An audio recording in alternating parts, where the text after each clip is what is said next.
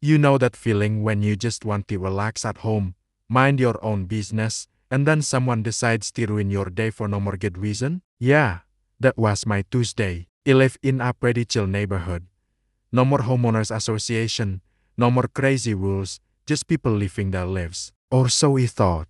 I'm out in my yard, trying to get my stubborn lawnmower to start, when this golf cart rolls up.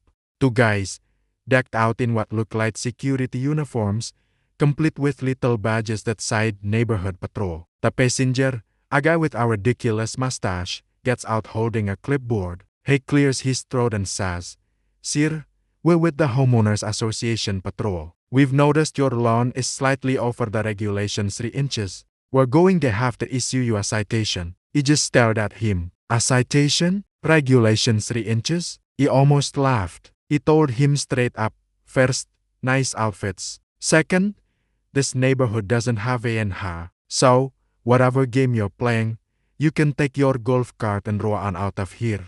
He just smirked.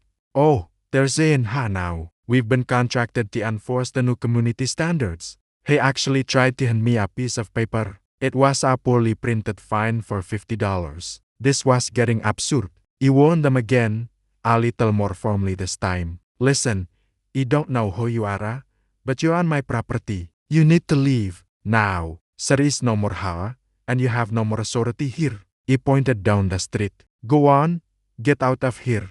They just looked at each other and shrugged. The driver even chuckled. We'll be back to collect the fine. Payment is due in 7 days. Have a nice day. And with that, they hopped by in their little golf cart and drove off, but not down the street. No more. They drove right across my lawn, leaving 2 muddy tracks right through the part he had just mowed. Oh, you did not just do that. That was the last straw. My friendly warning was over. It was time for a different approach. He went inside, still fuming, and did a little digging. A quick search on our local community social media page confirmed my suspicions. These guys were scammers. They'd been hitting up several neighborhoods in the area, targeting older residents and new homeowners who didn't know any better. They'd intimidate people into paying these fake fines. The comments section was filled with stories from folks who had been harassed. Some had even paid them, just to make them go away. Reading about them preying on my neighbors, especially the elderly ones, made my blood boil. They weren't just annoying, they were criminals. He knew they'd be back. They said 7 days, but scammers are greedy. So, he prepared. He installed a couple of very obvious, very high-definition security cameras pointed directly at my driveway and front lawn. He also printed out a large sign that read, "Smile. You're on camera. All activities are recorded and reported to law enforcement."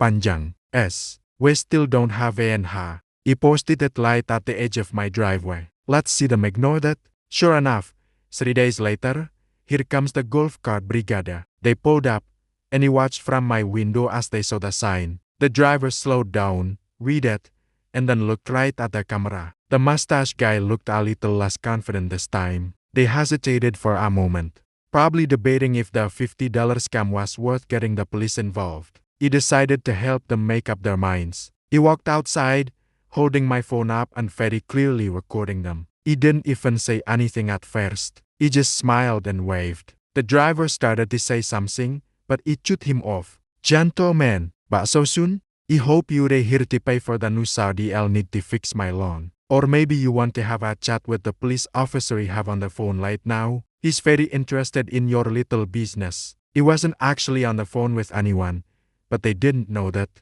The color drained from their faces. The guy with the mustache snatched his clipboard back and practically jumped into the golf cart. They didn't say a word. They just threw the cart in reverse, almost crashing into my mailbox, and sped off down the street, this time staying on the pavement. I haven't seen them since, and according to the community page, the little patrol business has completely vanished. Sometimes, a little warning is all it takes. But when they ignore it, a little bit of creative problem solving and a well-placed camera can work wonders. Thanks for listening to my story. If you've ever had a run-in with someone like this, I'd love to hear about it in the comments. Don't forget to like and subscribe for more. See you next time.